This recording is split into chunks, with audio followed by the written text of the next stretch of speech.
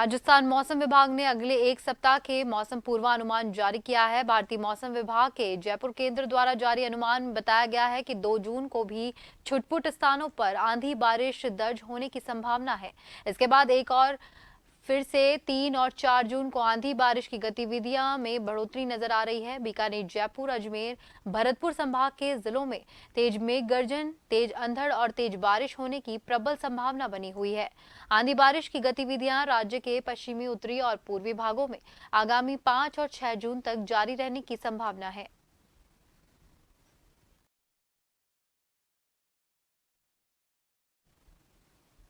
और इस खबर पर ज्यादा जानकारी देने के लिए हमारे साथ हमारे संवाददाता सुदर्शन सिंह शेखावत फोन लाइन पर जुड़ चुके हैं। सुदर्शन, मौसम का पूर्वानुमान लगाया गया है, आगामी दिनों में क्या कुछ रहने वाला है जहां पर अचानक से मौसम ने पलटी खाई और मानसून जैसी स्थिति पैदा हो गई है?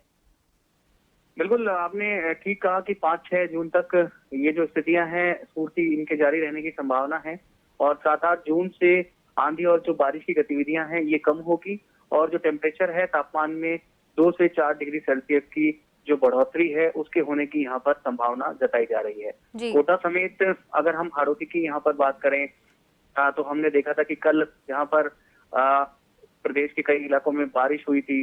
जून की शुरुआत पहला दिन ही बारिश के साथ में हुआ था, लेकिन वहां पर धूप खिली थी और पारा भी चढ़ा था।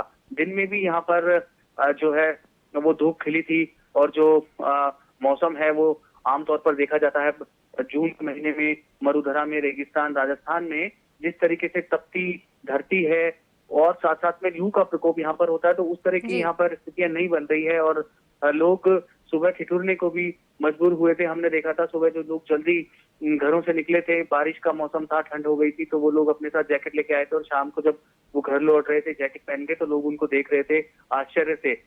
तो इस तरह की स्थितियां जून के महीने में राजस्थान की बारिश की जो चर्चा है वो पूरे देश में है। हम सब यहाँ पर देख रहे हैं और आपने बिल्कुल ठीक कहा है कि एक बार फिर से यहाँ पर अलर्ट जो है वो जारी किया गया है पूर्ति मौसम विभाग की तरफ से। 3 जिलों में ऑरेंज अलर्ट जारी किया है। हम सब जानते हैं कि येलो अलर्ट के बाद में ऑरेंज अलर्ट जारी किया जाता है। ऑरेंज अलर्ट का यहाँ पर जो मतलब होता है वो खतरे की पूरी संभावना यहाँ पर बनी रहती है। मतलब ये है कि आपको एकदम से तैयार रहना है, जैसे मौसम खराब और खतरनाक हो जाता है तो येलो अलर्ट को हटा दिया जाता है और उसके बाद में ऑरेंज अलर्ट को जारी कर दिया जाता है। इसके अलावा अगर हम यहाँ पर बात करें तो 24 जिलों में येलो अलर्ट वहां पर जारी किया गया है। येलो अलर्ट की अगर हम बात करें तो वो कौन कौन से वहां पर जिले हैं? अजमेर, भीलवाड़ा, पाली, झुंझुनू, सिरोही, बूंदी, हनुमानगढ़, चूरू, उदयपुर, बाड़मेर, अलवर, धौलपुर, जयपुर, भरतपुर, करौली, सवाई माधोपुर, नागौर, गंगानगर, कोटा, सीकर और जालौर के लिए भी यहाँ पर जो येलो अलर्ट है वो जारी किया गया है। जी सुदर्शन, इसी के साथ मैं पूछना चाहूंगी कि जिस तरीके से हमने 25 मई को देखा कि आंधी और तूफान और बारिश भी हुई जिससे काफी नुकसान हुआ, तो क्या आगामी दिनों में भी ऐसी कोई संभावना जताई जा रही है मौसम विभाग के द्वारा?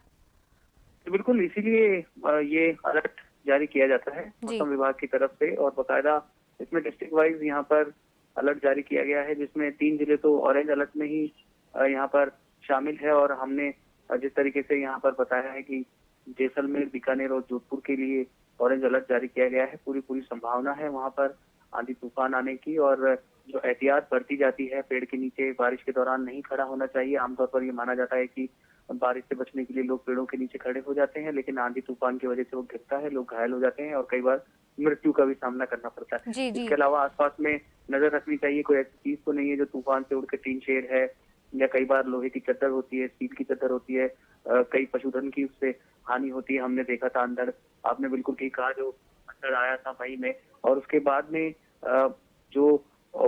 में भी वहां पर अंदर आया, तो लगातार अंधड़ों से और तूफानों से नुकसान होता है और मौसम विभाग की तरफ से भी और जो प्रशासन है उसकी तरफ से भी यहाँ पर एडवाइजरी जारी की जाती है। और हमारी भी सन टीवी की भी एक जिम्मेदार मीडिया संस्थान होने के नाते ये जिम्मेदारी बनती है कि हम लोगों को इसके लिए अलर्ट करें कि वो बिल्कुल चौकन्ने रहें और सावधानी बरतें। जी सुदर्शन, बहुत बहुत धन्यवाद आपका तमाम जानकारी हमसे साझा करने के लिए।